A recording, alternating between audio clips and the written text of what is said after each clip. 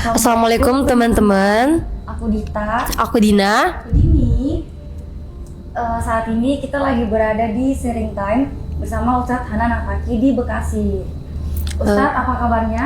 Alhamdulillah sehat. Alhamdulillah. Gimana Dita, Dina, Dini? Namanya Kalian sehat? Alhamdulillah. Biasa kompak terus ya, insya Allah ya. Amin. Permisi Ustadz, Ya, kita izin bertanya. Bagaimana ya Ustadz menjaga kerukunan persaudaraan untuk menjaga dari rasa jealous, iri dan dengki ke saudara? Apakah ada contoh jealous antara saudara kandung di zaman Nabi? Sekian, terima kasih. baik, luar biasa Kak Dini ya. Iya. Kak Dini dan Kak Dita dan Kak Dina, Iya. teman-teman sekalian. Salah satu contoh keluarga yang paling banyak dibahas di dalam Al-Quran itu adalah keluarganya Nabiullah Yusuf alaihissalam. Nabiullah Yusuf itu punya 12 saudara, beliau yang ke-12 ya, yang paling bungsu.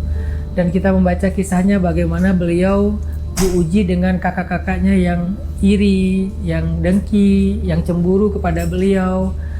Tapi ada satu hal yang kita bisa ambil pelajaran dari kisah panjang mereka, yang membuat akhirnya kakak-kakaknya itu pada sadar dan jadi orang soleh semuanya. Karena pada akhirnya tuh 12 anak Yakub itu soleh semuanya. Itu tuh karena pengorbanan salah satu di antara mereka ber-12, yaitu Yusuf. Jadi emang dalam keluarga itu walaupun gak harus dia terus yang berkorban, tapi harus ada yang sesekali dia berinisiatif rela untuk saya yang ngalah, saya yang berkorban demi kebaikan semuanya. Nanti kebaikannya itu akan balik lagi ke dia. Yang paling banyak berkorban, yang paling bahagia, yang paling mulia kan Nabi Yusuf tuh paling banyak berkorban kan dari awal gitu, dengan berbagai macam kejadian yang kita baca di surat Yusuf. Kalau kita baca di hadis itu lebih detail lagi tuh pengorbanan Nabi Yusuf. Tapi pada akhir cerita Nabi Yusuf juga yang paling mulia, yang paling terhormat, yang paling sukses, yang paling bahagia. Tapi Nabi Yusuf juga yang kemudian jadi konektor menyatukan kembali rumah dan keluarga beliau yang berantakan itu sampai anak-anak Nabi Yakub semuanya jadi soleh. Maka pelajarannya bagi kita hari ini siapa yang mau ngalah, besok siapa yang mau ngalah. Dan itu jangan mengharapkan ke orang lain. Kita nanya, hari ini aku bisa ngalah nggak? Hari ini aku mau jadi Nabi Yusuf nggak? Kalau dalam konteks konflik gitu ya.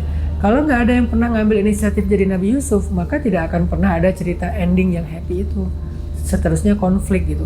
Dan jangan bersedih kalau misalnya kita jadi Yusuf sesekali, kan nggak jadi Yusuf seterusnya, sesekali. Karena Nabi Yusuf itu justru yang paling bahagia dan paling mulia. Allah berikan banyak kemuliaan justru karena pengorbanannya. Jadi sekali kita berkorban, sekali Allah angkat derajat kita. Sekali kita ngalah, sekali Allah muliakan kita, dan seterusnya. Mudah-mudahan semangat itu ada baik bagi laki-laki maupun bagi perempuan. Gitu Kak Dini. Masya Allah, terima kasih banyak Ustadz atas jawabannya.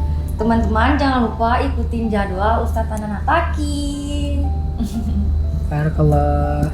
Terima kasih Ustadz. Ya, semoga kalian akur terus, Amin. kompak terus. Akur dan kompak bukan berarti nggak ada konflik kan. Jadi pasti di mana-mana tuh sesoleh apapun tetap ada konflik. Sahabat aja yang ahli surga mereka kadang berkonflik. Tapi yang harus kita pelajari dari mereka tuh gimana cara mereka nyelesain konflik. Ternyata selalu dengan iman. Siapa yang pengen masuk surga duluan, dia ngalah duluan. Siapa yang pengen diampuni dosanya, dia memaafkan. Kayak gitu-gitu cara mereka nyelesain konflik. Tapi konflik tetap ada. Jadi, mudah-mudahan kalian bisa. Amin. Ingat,